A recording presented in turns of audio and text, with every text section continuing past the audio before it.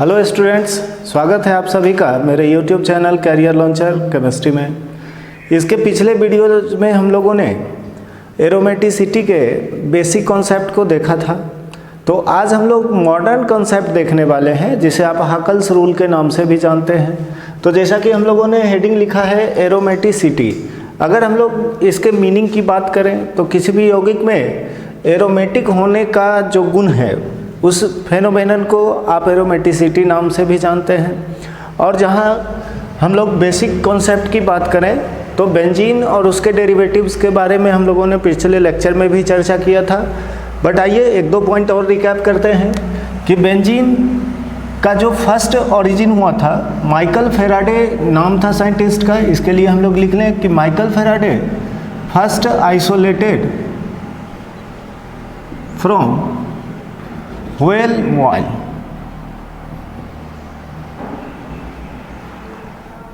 और अगर इनके ओरिजिन के बेसिस पे माइकल फेराडे महोदय ने जैसा कि समझाया तो बेंजीन का एक नाम फेनो दिया गया था और ये ग्रीक वर्ड पे आधारित है जिसका मीनिंग टू साइन होता है।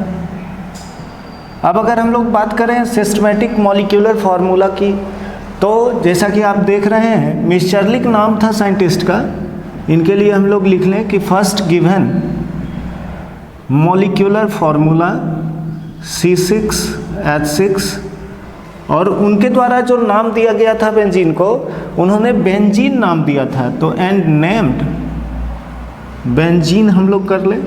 यहाँ स्पेलिंग आप देख सकते हैं BENZIN और ये कहीं ना कहीं इंटर रिलेटेड था बेंजोइक एसिड से। तो माइकल फेराडे के अनुसार इसे बेंजीन कहा गया था। बाद में इसका नाम इस स्पेलिंग के साथ बेंजीन लिखा गया। लेकिन अगर हम एरोमेटिसिटी में मॉडर्न थ्योरी की बात करें तो हकल्स रूल, जो कि इरिक अर्मंड आर्थर जोसेफ हकल, ये पूरा नाम था साइंटिस्ट का। और आप देख सकते हैं इनके लिए मैंने आपको दर्शाया है कि वो जर्मन फिजिस्ट थे और फिजिकल केमिस्ट भी थे। उन्हीं के द्वारा हकल्स रूल दिया गया है। अगर हम बात करें इनके अदर कंट्रीब्यूशन की तो इनके अन्य कंट्रीब्यूशंस जो थे उसे हम लोग कुछ इस तरह से दर्शाते हैं। अगर हम आगे जैसे फिजिकल केमिस्ट्री में इलेक्ट्रोलाइसिस या इलेक्ट्रोकेमिस्ट्री करके एक चैप्टर आता है, उसके लिए एक थ्योरी है Debye Huckel theory of electrolytic solution. और अभी जो हम लोग पढ़ने वाले हैं एरोमेटिसिटी, इसके लिए उनका पॉइंट है Huckel's method of approx molecular orbital calculation. और ये 4 मेन पॉइंट होता है जिसे मैं लिख रहा हूँ और आप इसे नोट करेंगे और साथ ही इसको हमेशा ध्यान में रखा करिएगा। सबसे पहला जो कंडीशन होता है किसी भी गिवन कंपाउंड या स्पेसीज के स्ट्रक्चर में आपको देखना होगा एरोमेटिक होने के लिए उसे क्लोज चेन होना मस्ट है। That means open chain species कभी भी आपको एरोमेटिसिटी शो नहीं करते हैं। इसलिए फर्स्ट पॉइंट के रूप में हम लोग लिखेंगे कंपाउंड और species must be cyclic with some number of conjugated pi bonds। तो निश्चित रूपेण क्लोज चेन स्पेसीज का एरोमेटिसिटी जब हम आप देख रहे हो तो इस पॉइंट को उसे फुलफिल करना होता है। अभी जो हम लोग 4 पॉइंट देखेंगे एक्चुअली एरोमेटिक होने के लिए उन चारों को सेटिस्फाई करना है। अगर कोई एक पॉइंट लागू नहीं होगा तो आप उस स्पेसीज को एरोमेटिक नहीं ले सकते। तो फर्स्ट पॉइंट हुआ हम लोगों का कंपाउंड या species must be cyclic with some number of conjugated pi bonds. Second point के रूप में हम लोग लिखेंगे all atoms present in two ring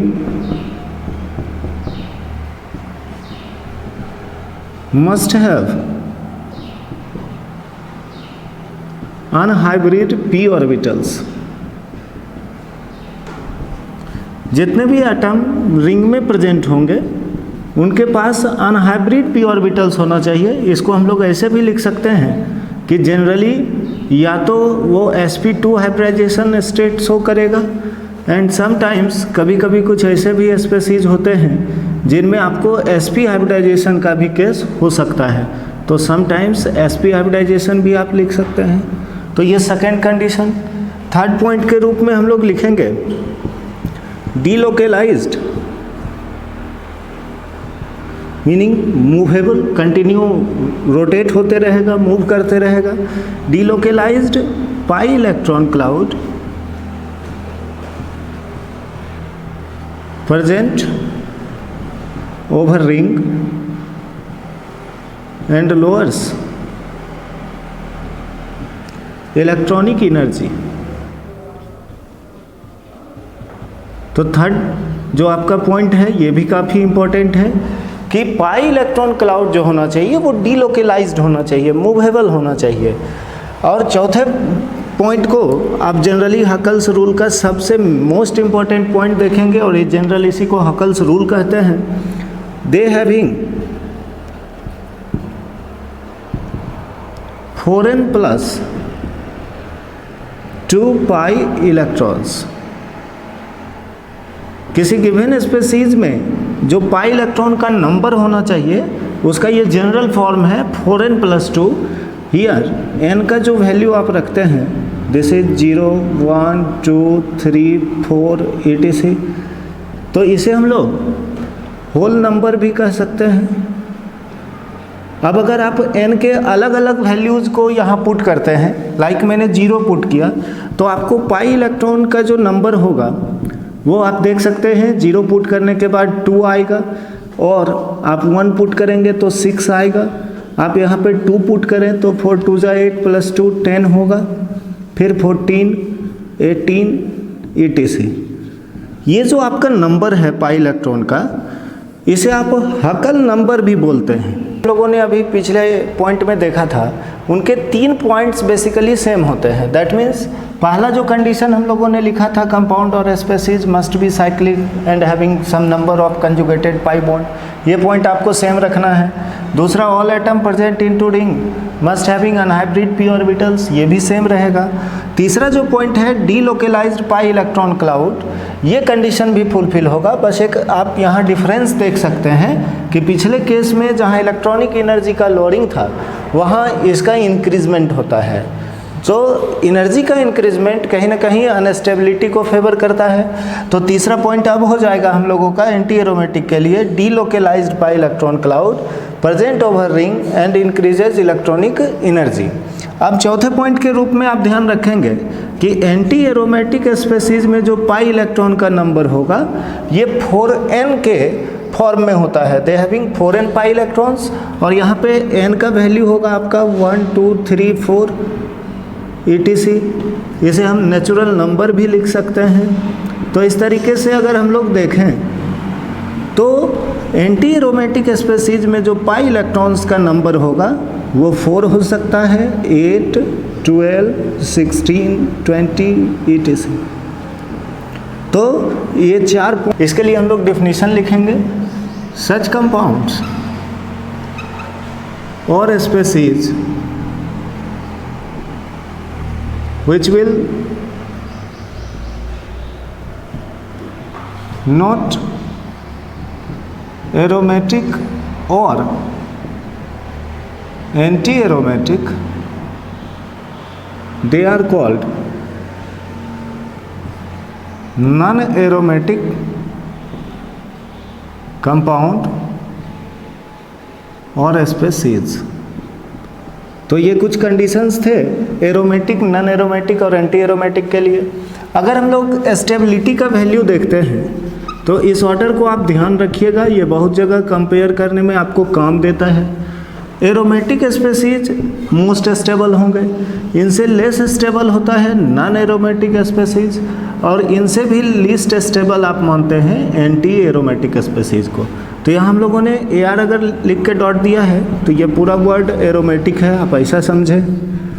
second case NAR हम लोगों ने लिखा है तो ये नॉन एरोमेटिक, और थर्ड केस AAR हमने अगर लिखा तो इसे आप एंटी एरोमेटिक समझें।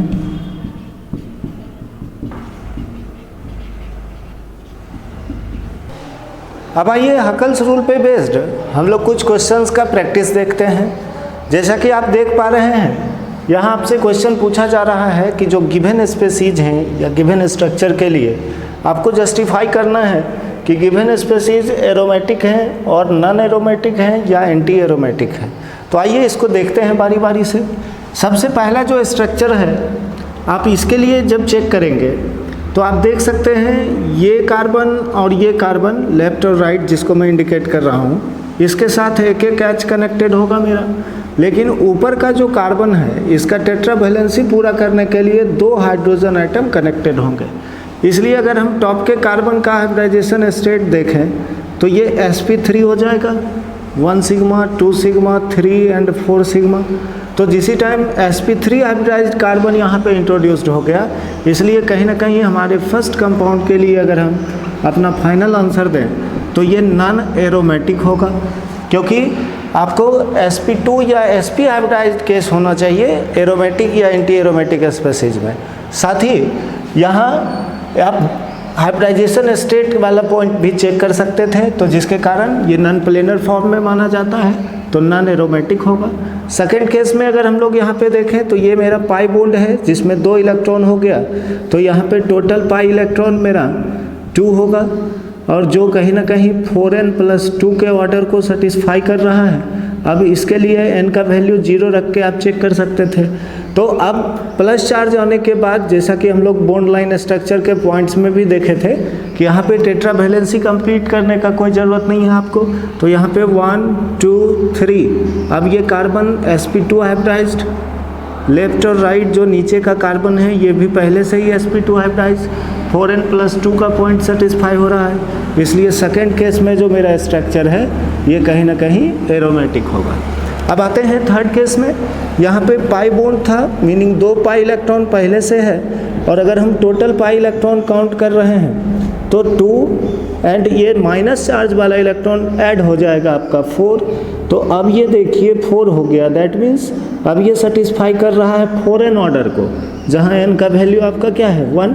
इसलिए अगर हम थर्ड केस में सोचें तो आपका एंटी एरोमेटिक स्पेसीज है ये।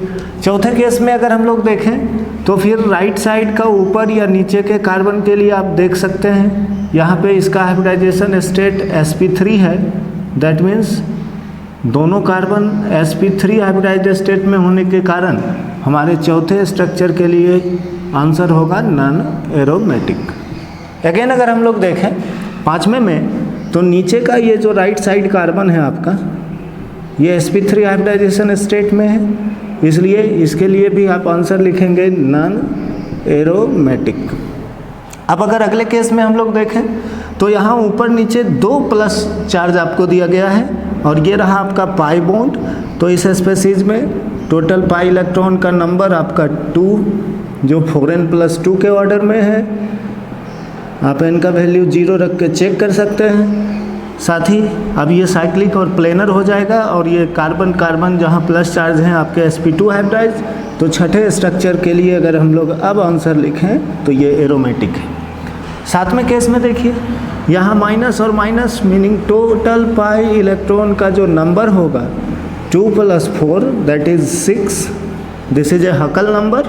सो सातवें कंपाउंड के लिए अगर हम लोग आंसर लिख रहे हैं तो ये एरोमेटिक होगा। अब आइए फिर आगे के कुछ स्ट्रक्चर्स आप लोगों के लिए। ये जो स्ट्रक्चर नंबर 8 है, इसके लिए आप नेम बेंजीन और एनोलिन 6 भी लिख सकते हैं हकल के कॉन्सेप्ट पे। तो अगर हम यहाँ पे पाई इलेक्ट्रॉन काउंट करना चाह रहे हैं तो आप क्या करते हैं, पाई बॉन्ड को गिन लें। तो यहाँ पे आप देखिए 3 पाई बॉन्ड है, इसलिए यहाँ टोटल पाई इलेक्ट्रॉन का नंबर आपके लिए 6 हो जाएगा, जो कि एक हकल नंबर है। दैट मीन्स ये 4n+2 के ऑर्डर को सेटिस्फाई कर रहा है। n का वैल्यू आप 1 रख के चेक कर सकते हैं। साथ ही यहाँ सारे आइटम जो बेंजीन रिंग में है, आप किसी का भी चेक करना चाहें तो कर सकते हैं। यहाँ पे एक H कनेक्ट करते हैं, 1 सिग्मा 2 3, यहाँ पे 3 सिग्मा है। तो इस कार्बन के लिए अगर हम हाइब्रिडाइजेशन देख रहे थे तो sp2 होता है। दैट मीन्स हमारा बेंजीन जो हो जाएगा स्ट्रक्चर नंबर 8, इसके लिए आंसर होगा एरोमेटिक। अब नए स्ट्रक्चर में आइए, ये बेंजीन के फॉर्म में आपको बना हुआ दिख रहा है, बट ये दोनों एंड आपस में कनेक्टेड नहीं है। दैट मीन्स हम कह सकते हैं कि ये एक ओपन चेन का केस है। दैट मीन्स ये ओपन चेन कंपाउंड था, तो कभी भी हम ओपन चेन के स्ट्रक्चर्स को एरोमेटिक नहीं ले सकते हैं, तो दिस इज नॉट एरोमेटिक और नॉन एरोमेटिक। अब आते हैं अगले केस में। यहाँ के टॉप के कार्बन का स्टेट आपको दिखाई पड़ रहा होगा, इसके साथ 2 और H कनेक्टेड होंगे, तो 1 2 3 एंड 4 सिग्मा, तो इसके लिए इसका हाइब्रिडाइजेशन sp3 हो गया। टोटल पाई इलेक्ट्रॉन तो 4 था यहाँ पर, जो फॉरेन नंबर है, लेकिन sp3 हाइब्रिडाइज्ड कार्बन होने के कारण स्ट्रक्चर नंबर 10 के लिए भी आपका आंसर होगा नॉन एरोमेटिक। आते हैं स्ट्रक्चर 11 में। अगर हम लोग यहाँ पे देख रहे हो तो टोटल 2 पाई बॉन्ड हैं, जिनके कारण इस स्पेसीज में टोटल पाई इलेक्ट्रॉन का नंबर आपके लिए 4 हो जाएगा, जो कि फॉरेन के ऑर्डर को फॉलो कर रहा है। साथ ही स्पेसीज में सारे एटम sp2 हाइब्रिडाइज्ड हैं, तो इसलिए आप यहाँ पे एंटी एरोमेटिक स्पेसीज इसे लिखते हैं। अब अगले केस में देखते हैं, ये जो माइनस चार्ज है, इसके कारण अगर हम यहाँ पे काउंट करें तो टोटल पाई इलेक्ट्रॉन्स का नंबर 4 + 2 दैट मीन्स 6 होगा, जो कि एक हक्कल नंबर है, तो ये 4n + 2 के ऑर्डर में है, इसलिए हम लोग इसके लिए आंसर देंगे एरोमेटिक। अगर हम बात करते हैं एनुलिन 4 की, तो आप देखिए यहाँ पे टोटल पाई इलेक्ट्रॉन 4 है आपका, और ये कहीं ना कहीं 4n के ऑर्डर में होगा। n का वैल्यू 1 पुट किया जाए तो 4 हो जाएगा, और सारे atom sp2 hybridised, so this is anti aromatic species. अगले केस में पढ़ते हैं, ये जो कंपाउंड आपको इंडिकेटेड है दिस इज THF, इसका पूरा नाम होता है टेट्रा हाइड्रोफ्यूरेन।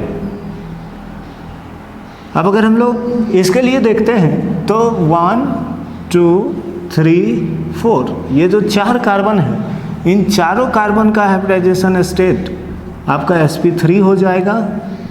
आप चाहें तो हाइड्रोजन डाल के चेक कर सकते हैं, क्योंकि हर कार्बन के पास 1 2 3 एंड 4 सिग्मा बॉन्ड्स होंगे, तो इसलिए इसके लिए आंसर हो जाएगा नॉन एरोमेटिक। अब जो अगला केस है फ्यूरेन का, इसको जनरली स्टूडेंट से अगर स्ट्रक्चर देके पूछ दिया जाए तो यहाँ एक कॉमन एरर आप समझें, अक्सर वहाँ एक मिस होता है कि अगर किसी ने सिर्फ 2 सिग्मा बॉन्ड काउंट किया तो उसको इस ऑक्सीजन का हाइब्रिडाइजेशन sp दिखेगा। अदरवाइज अगर किसी ने यहाँ पाई इलेक्ट्रॉन काउंट किया तो आप देख सकते हैं 2 पाई बॉन्ड है, तो आपको अगर कहीं पूछा जा रहा है कि टोटल पाई इलेक्ट्रॉन, तो आदमी इसे जनरली 4 लिख लेंगे, तो ये एक कॉमन मिस्टेक होने का यहाँ पे चांस है। अब देखिए यहाँ पे क्या है, ऑक्सीजन के पास 2 लोन पेयर हैं, तो अगर आप इस दोनों लोन पेयर को यहाँ एक साथ काउंट कर लो, दैट मीन्स ऑक्सीजन का हाइब्रिडाइजेशन आप sp3 ले लें, तो ये भी गलत है, क्योंकि इसमें से एक लोन पेयर कहीं ना कहीं रिंग में शिफ्ट करेगा। दैट मीन्स हमारा टोटल पाई इलेक्ट्रॉन का नंबर 4 नहीं होके 2 और ऐड कर लें, मीनिंग 6 हो जाएगा, तो ये फुलफिल कर रहा है 4n + 2 के ऑर्डर को, जहाँ n का वैल्यू 1 है आपका, इसलिए फ्यूरेन विल बी एरोमेटिक। तो ये आपका फाइनल आंसर हो गया कि फ्यूरेन। अब अगले स्ट्रक्चर के लिए आइए। यहाँ पे ऑक्सीजन वाला केस तो आप समझ रहे होंगे, जस्ट लाइक फ्यूरेन, यहाँ पे आपको लोन पेयर शिफ्ट करेगा, लेकिन एक यहाँ जो C डबल बॉन्ड वो आपको दिख रहा है, तो इसके लिए आप ध्यान में रखें कि जब कभी carbonyl group C double bond O का पोलराइजेशन होगा, तो इसमें क्या होता है ना, चूँकि कार्बन और ऑक्सीजन के बॉन्ड पोलरिटी के लिए जब आप देखेंगे तो कार्बन और ऑक्सीजन का इलेक्ट्रोनेगेटिविटी डिफर करता है। Oxygen is more electronegative than that of carbon, so this pi bond will always shifted over oxygen. अगर आप इसे कार्बन पे शिफ्ट कर देंगे तो वो रॉन्ग हो जाएगा। दैट मीन्स आफ्टर पोलराइजेशन यहाँ पे O पे माइनस चार्ज और C पे प्लस चार्ज एक्वायर होगा, तो ये पाई बॉन्ड हम यहाँ शिफ्ट करवा लें, दैट मीन्स O पे माइनस और इस C पे प्लस। अब आप देख सकते हैं जैसे ही यहाँ सिंगल बॉन्ड एग्जिस्ट करेगा और कार्बन पे प्लस चार्ज है, तो ये sp2 हाइब्रिडाइज्ड का केस, और साथ ही ऑक्सीजन के 2 लोन पेयर में एक अगर शिफ्ट कर गया रिंग में, तो 2 पाई बॉन्ड आपका पहले से था और इस कारण से यहाँ पे टोटल 4 पाई इलेक्ट्रॉन जो हमें नज़र आ रहा था, अब ये एक लोन पेयर यहाँ पे शिफ्ट किया। That means total pi electron का नंबर हो जाएगा मेरा 6 और ये एक हकल नंबर है, 4n+2 को सेटिस्फाई करेगा, इसलिए इस स्ट्रक्चर के लिए फाइनल आंसर होगा मेरा एरोमेटिक। बात करते हैं अगले कंपाउंड की। तो यहाँ जो कार्बन है राइट साइड, आप इसमें से चेक कर सकते हैं, ये sp3 हाइब्रिडाइज कार्बन यहाँ पे रिंग में इंट्रोड्यूस था, इसलिए आपका ये स्पेसीज था नॉन एरोमेटिक। अब अगर बात करते हैं अगले केस में, तो यहाँ फिर नाइट्रोजन का लोन पेयर आप समझ सकते हैं रिंग में शिफ्ट करेगा, तो टोटल पाई इलेक्ट्रॉन का नंबर हो जाएगा मेरा 4+2 that is 6 which follows 4n+2 rule. So this will be aromatic और ऐसे इसे पायरॉल कहते हैं। तो ये एक एरोमेटिक स्पेसीज है। अब आते हैं अगले केस में, ये थायोफिन नाम है इसका। इसमें सेम फ्यूरेन की तरह ऑक्सीजन में जैसे वहाँ 2 लोन पेयर्स थे, यहाँ सल्फर के पास 2 लोन पेयर्स होंगे, ये 2 पाई बॉन्ड, तो ये लोन पेयर अंदर शिफ्ट करेगा। That means total pi electron का नंबर इस केस में आपका 6 होगा, जो कि 4n+2 को सेटिस्फाई कर रहा है। इसके लिए n आप 1 रख के चेक कर लें, तो यहाँ पे आपका ये स्पेसीज होगा एरोमेटिक। लास्ट में हम आपको एक स्ट्रक्चर दिखाना चाहेंगे जिसमें अक्सर एक मिसअंडरस्टैंडिंग होने के चांसेस होते हैं। This is pyrene. तो सबसे पहले हम लोग पायरीन के लिए स्ट्रक्चर को दर्शाते हैं। इसमें फ्यूज्ड रिंग का केस होगा कुछ इस तरह से। देखिए यहाँ पे 4 रिंग फ्यूज्ड हो गए।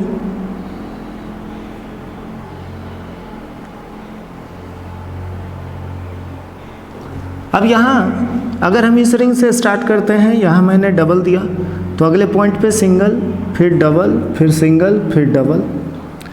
तो इस तरह से आपके सारे रिंग में सिंगल डबल अल्टरनेट। अदरवाइज आप यहाँ से कुछ इस तरह भी इसे देख सकते थे, double single double single double single double single double, फिर यहाँ सिंगल, फिर डबल, कुछ इस तरह से।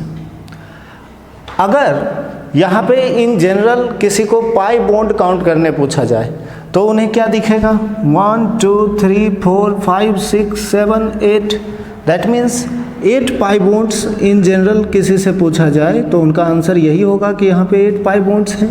लेकिन आप अगर ऐसा आंसर देते हैं तो दिस इज रॉन्ग, क्योंकि यहाँ जो देखिए बीच के सेंट्रल कार्बन के साथ जिसको मैं घेर रहा हूँ, इस पाई बॉन्ड को आप स्यूडो पाई बॉन्ड के नाम से भी जानते हैं। रीज़न, ये जो पाई बॉन्ड होगा ये अनस्टेबल होगा, वेरी अनस्टेबल। तो अगर हम इस स्ट्रक्चर के लिए रिडक्शन करवा रहे हो तो ये इजीली कन्वर्ट हो जाएगा आपको सिंगल बॉन्ड में, और तब आपके मन में आंसर आएगा कि सर क्या ये हकल्स नंबर को फॉलो कर रहा है। देखिए बिल्कुल करेगा। अगर हम इसे स्यूडो पाई बॉन्ड कर रहे हैं तो उसके अलावा यहाँ पे 1 2 3 4 5 6 और 7। दैट मीन्स अगर हम इस एक पाई बॉन्ड को छोड़ दें तो पेरीफेरी पे जितने भी पाई बॉन्ड्स हैं कहीं ना कहीं ये मोनोसाइक्लिक एनुलीन के कंडीशन को फुलफिल कर रहे हैं। तो इस केस में मेरा टोटल पाई इलेक्ट्रॉन 7 × 2 मीनिंग 14 हो जाएगा, और जो कि एक हकल नंबर है। आप इसे चेक कर लें, ये 4n+2 को फुलफिल करेगा, और n का वैल्यू आप 3 रख दो तो ये 14 आ जाएगा। इसलिए पायरीन के लिए आपका आंसर हो गया एरोमेटिक। तो ध्यान रखना है, यहाँ सेंट्रल पाई बॉन्ड जो होता है उसे काउंट नहीं करना है, वो अनस्टेबल होता है। आपको सिर्फ पेरीफेरी पे पाई इलेक्ट्रॉन्स जो होंगे वो डीलोकलाइज्ड माने जाते हैं, वो कुछ इस तरह से मूव करेगा तो आपका रेजोनेटिंग फॉर्म बनेगा, और टोटल 14 पाई इलेक्ट्रॉन्स का कंट्रीब्यूशन होने के कारण ये स्पेसीज होगा एरोमेटिक। होंगे दिया हुआ है, आपसे पूछा जा रहा है कि ये कंपाउंड ड्यूरिंग रिएक्शन जो क्लोरीन को रिलीज करेगा वो किस फॉर्म में होगा, in which form chlorine can be released, either Cl+ और Cl- ऑप्शन पे आपको बताना है। कि ड्यूरिंग रिएक्शन ये जो कंपाउंड होगा वो किस फॉर्म में क्लोरीन का रिलीज दर्शाता है। अब आइए हम लोग यहाँ पे जब इस स्ट्रक्चर को देखते हैं तो आपके मन में बेसिकली जो सबसे पहला प्रश्न उठना चाहिए वो ये कि हम लोग मान लेते हैं यहाँ से दो कंडीशन है। फर्स्ट कंडीशन में हमने लिखा कि अगर ये कंपाउंड Cl+ रिलीज कर रहा होता, तो जब Cl+ रिलीजेस देन क्या कंडीशन होता। तो देखिए यहाँ कार्बन और क्लोरीन के बॉन्ड में 2 इलेक्ट्रॉन है। Cl+ रिलीज करने का मतलब हुआ कि ये दोनों इलेक्ट्रॉन कार्बन के पास रह गया। दैट मीन्स ये यहाँ पे बॉन्ड शिफ्ट करेगा तो माइनस चार्ज क्रिएट होगा। तो माइनस चार्ज क्रिएट होने के बाद का कंडीशन अगर होता तो इस स्पीशीज के पास 2 और 2 पाई इलेक्ट्रॉन आप नीचे देख सकते हैं। तो इसके पास टोटल कितने 4 पाई इलेक्ट्रॉन्स का कंडीशन हो जाता, और जो कहीं ना कहीं 4n को सेटिस्फाई करता है, 4n नंबर है। तो दैट मीन्स अब ये स्पीशीज हो जाता है एंटी एरोमेटिक, जो कि लेस स्टेबल है। अब अगर हम लोग दूसरे कंडीशन में ऐसा मान के चल रहे हैं कि इससे Cl- का रिलीज पॉसिबल है, तो हमने ले लिया कि यहाँ से Cl- रिलीजेस। अब आप देखिए Cl- रिलीज करेगा तो ये दोनों इलेक्ट्रॉन क्लोरीन अपने पास रखेगा, तो यहाँ पे डेवलप करेगा आपका plus charge. Plus charge develop करने के बाद ये स्पीशीज बनेगा आपका कुछ इस तरह से। यहाँ साइक्लोप्रोपेन कनेक्टेड है तीनों कॉर्नर्स पे, तो हम लोग तीनों कॉर्नर पे साइक्लोप्रोपेन को कनेक्ट कर लें। इस कार्बन के पास है प्लस चार्ज और यहाँ नीचे है पाई बॉन्ड। अब देखिए ये पाई बॉन्ड हुआ, तो अगर हम यहाँ पे टोटल पाई इलेक्ट्रॉन काउंट कर रहे हैं इस मोनोसाइक्लिक रिंग में, तो टोटल पाई इलेक्ट्रॉन आपके पास 2 हो जाएंगे, जो कि 4n+2 मीनिंग हकल नंबर को सेटिस्फाई कर रहा है। आप n का वैल्यू 0 रख के चेक कर सकते हैं। यहाँ पे यदि किन्हीं के मन में ऐसा क्वेश्चन आ रहा हो कि सर इस रिंग के साथ अदर जो साइक्लोप्रोपेन कनेक्टेड है, तो आप सही सोच रहे हैं। अगर हम अदर साइक्लोप्रोपेन के किसी भी कार्बन के लिए यहाँ पे सोचते, तो यहाँ पे देखिए 2 हाइड्रोजन और आप अटैच करेंगे। दैट मीन्स मैं ये कहना चाह रहा हूँ कि आउटर जितने भी साइक्लोप्रोपेन का आपको स्ट्रक्चर दिख रहा है वो sp3 हाइब्रिडाइज्ड है। तो क्या इससे इस इनर रिंग को कोई फर्क पड़ रहा है? बिल्कुल नहीं। उसका तो रेजोनेंस इस तीनों कार्बन पे इससे क्या होगा, अनइफेक्टेड होगा। तो इसलिए आपका ये sp3 हाइब्रिडाइड जो बाहर के साइक्लोप्रोपेन रिंग का कार्बन है, उससे इस रिंग के, जिसको देखिए मैं घेर रहा हूँ, उसके एरोमेटिसिटी को कोई लेना देना नहीं होगा। दैट मीन्स अब अगर ऐसा हुआ तो ये स्पीशीज मेरा एरोमेटिक बन रहा है, जो कहीं ना कहीं मोर स्टेबिलिटी को फेवर करेगा। हम लोग पीछे देख भी चुके हैं, इसलिए Cl+ का रिलीज नहीं होगा, यहाँ से Cl- का रिलीज होगा। तो ये आपका फाइनल आंसर हो गया कि ये कंपाउंड यहाँ से Cl- का रिलीज देगा। अब जैसा कि अभी हम लोगों ने पिछले क्वेश्चन में देखा, उसी कॉन्सेप्ट पे बेस्ड आपके लिए एक अगला क्वेश्चन लिखा गया है। आपको यहाँ पे ब्रोमीन के रिलीज पर सोचना है कि ये जो गिवन स्ट्रक्चर है, इससे अगर ब्रोमीन रिलीज करेगा तो वो किस फॉर्म में होगा। ऑप्शन ए है आपके पास Br+, ऑप्शन बी है आपके पास Br-, ऑप्शन सी कहता है बोथ है एंड बी, और ऑप्शन डी कहता है नन। तो जैसा कि हम लोग पिछले क्वेश्चन में देखे थे उसी पर बेस्ड है। देखिए ये इसको अगर मैं यहाँ से ब्रोमीन माइनस का रिलीज करवा देता हूँ तो इस कार्बन पे प्लस चार्ज क्रिएट होगा और ये sp2 हाइब्रिडाइड हो जाएगा, जिसके कारण आपके ये जो तीनों पाई बॉन्ड्स हैं वो कहीं ना कहीं रेजोनेंस शो करना स्टार्ट कर देंगे, ये स्ट्रक्चर चेंज करना शुरू कर देंगे। तो इसलिए यहाँ पे Br- का रिलीज होगा, तो सही आंसर हो गया आपके लिए बी। अब आइए अगले क्वेश्चन के रूप में आपके पास 2 रिएक्शंस दिए गए हैं और आपसे क्वेश्चन पूछ रहा है compare the rate of reaction for followings. Meaning हमको बताना है कि इन दोनों में से किस रिएक्शन का रेट मोर है और किसका लेस है, किसका ज़्यादा है और किसका कम है। तो जैसा कि आप देख सकते हैं यहाँ AgNO3 के साथ आपको रिएक्शन करवाना हो तो आपको पता होना चाहिए कि Ag+ और NO3- में ये ब्रेक करेगा। अब ये Ag+ कहीं ना कहीं I- के साथ मीनिंग आयोडाइड के साथ कंबाइन कर रहा होगा ड्यूरिंग रिएक्शन। तो अगर हम लोग यहाँ से I माइनस के रिलीज को लेते हैं तो इस रिएक्शन का जो इंटरमीडिएट होगा वो कुछ इस तरह से आपका दिखेगा। यहाँ देखिए 5 कार्बन के क्लोज रिंग में 2 पाई बॉन्ड और ऊपर प्लस चार्ज फॉर्म करेगा जो एंटी एरोमेटिक स्पीशीज है। और दूसरे केस में यदि हम लोग सोचें सिमिलरली यहाँ भी Ag प्लस और I माइनस के फॉर्म में हम रिलीज सोचेंगे तो AgI बन सकता है। अब देखिए यहाँ प्लस चार्ज क्रिएट होगा ना, तो इसके लिए जो इंटरमीडिएट आएगा उसका स्ट्रक्चर कुछ इस तरह से हम लोग ले सकते हैं। यहाँ ऊपर के कार्बन पे प्लस चार्ज होगा, तो ये जो स्पेसीज है अब आप यहाँ काउंट करके देखें, जैसा कि आप अगर ऊपर काउंट करके देखते तो आपको टोटल पाई इलेक्ट्रॉन का नंबर 4 दिखता। सारे कार्बन यहाँ sp2 हाइब्रिडाइज थे तो 4 मीनिंग 4n को सेटिस्फाई कर रहा था, इसलिए मैंने इसे एंटी एरोमेटिक लिखा था। जबकि सेकेंड केस में टोटल पाई इलेक्ट्रॉन आपका कंप्लीटेड हो गया 6, तो इस तरह से अब ये हकल नंबर हो गया 4n+2 को पूरा करेगा। तो अब जो सेकेंड इंटरमीडिएट है दिस इज एरोमेटिक, इसलिए यहाँ पे हम लोग अगर सेकेंड रिएक्शन का रेट R2 और फर्स्ट का R1 ले रहे हैं तो R2 will be greater than R1। तो ये हो गया आपका फाइनल आंसर।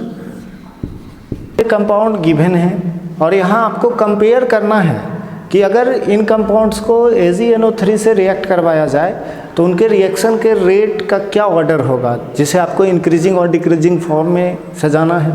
तो अगर हम लोग यहाँ से फिर आगे देखते हैं तो जैसा कि हमने पिछले क्वेश्चन में आपको सिखाया था, आप फिर से देखें AgNO3 में Ag प्लस और NO3 माइनस में ब्रेक करता है, तो अब ये Ag अपने साथ कहीं ना कहीं निगेटिव रेडिकल को जोड़ेगा।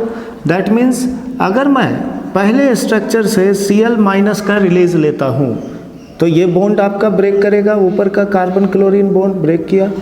अब देखिए अब जो इंटरमीडिएट बन रहा है यहाँ 3 कार्बन के क्लोज रिंग के साथ नीचे पाई बॉन्ड होगा और ऊपर plus charge. That means total pi electron का नंबर यहाँ पर 2 आ रहा है, तो आप देख सकते हैं ये एरोमेटिक स्पेसीज हो जाएगा। जबकि हम अगर दूसरे केस में Cl माइनस का रिलीज सोचें कि यहाँ से Cl माइनस रिलीज कर रहा है, तो अब ये कार्बन क्लोरीन का बॉन्ड आप ब्रेक करवाए। अब जो इंटरमीडिएट बनेगा इसमें साइक्लोप्रोपेन के ऊपर के कार्बन पे आप प्लस चार्ज देंगे, तो नीचे तो दोनों कार्बन sp3 हाइब्रिडाइज्ड होंगे। दैट मीन्स ये इंटरमीडिएट हो गया मेरा नॉन एरोमेटिक। और यदि हम लोग तीसरे केस में लेते हैं कि यहाँ से Cl माइनस का रिलीज हो रहा है, तो अब आप देख सकते हैं यहाँ से Cl माइनस का जब रिलीज होगा तो प्लस चार्ज ऊपर आपका यहाँ पे, तो आपका इंटरमीडिएट हो जाएगा कुछ इस तरह से। 2 पाई बॉन्ड होंगे क्लोज रिंग में और टॉप के कार्बन पे प्लस चार्ज। तो यहाँ पे आपका टोटल पाई इलेक्ट्रॉन काउंट करने पे 4 आ रहा है जो 4n को सेटिस्फाई कर रहा है। दैट मीन्स अब ये जो इंटरमीडिएट बन रहा है एंटी एरोमेटिक, हम लोग पीछे के पॉइंट्स में भी देखे थे, उसको मैं फिर से लिख रहा हूँ कि इंटरमीडिएट के स्टेबिलिटी में सबसे मोर स्टेबल एरोमेटिक, इससे लेस स्टेबल नॉन एरोमेटिक और सबसे लीस्ट स्टेबल एंटी एरोमेटिक होता है। तो थर्ड केस में चूंकि एंटी एरोमेटिक स्पेसीज बन रहा है इसलिए इसका रेट लीस्ट होगा। सेकेंड केस में देखिए नॉन एरोमेटिक बन रहा है और फर्स्ट केस में एरोमेटिक बन रहा है, इसलिए अगर हम यहाँ रेट ऑफ रिएक्शन का ऑर्डर लिख रहे हैं तो कुछ इस क्रम में आपका आंसर होगा। 1 से लेस रेट होगा 2 का और सबसे लीस्ट 3 का। दैट मीन्स 1 से लेस 2 और सबसे लीस्ट हो जाएगा 3 का रेट। ये हो गया हम लोगों का फाइनल आंसर। और ये कुछ एरोमेटिसिटी पर बेस्ड प्रॉब्लम्स थे। अब अगले क्लास में हम लोग अगले टॉपिक्स के वीडियो देखेंगे। जो लोग अभी तक चैनल नहीं सब्सक्राइब किए हों वो चैनल सब्सक्राइब करें और बाकी के वीडियोज़ के लिए आप बेल आइकन को प्रेस करें ताकि वो जल्द से जल्द आप तक पहुँचे। Thank you.